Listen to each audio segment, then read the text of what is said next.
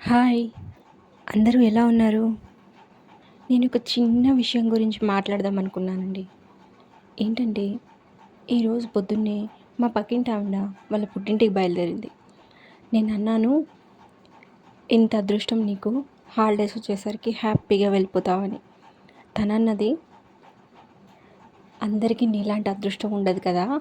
మేమెప్పుడో ఒకసారే వెళ్తాం. నువ్వు ఎప్పుడు వాళ్ళని చూస్తూనే ఉంటావు" అని.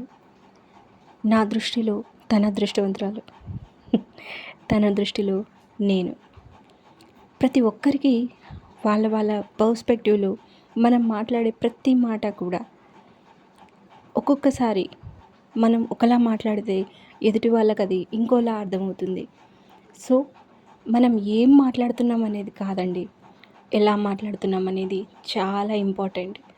కాబట్టి రెస్పెక్ట్ ఎవ్రీవన్ అండ్ వీలైతే ఎదుటి వాళ్ళ పరిస్థితిని అర్థం చేసుకోవడానికి ప్రయత్నించండి. Thank you.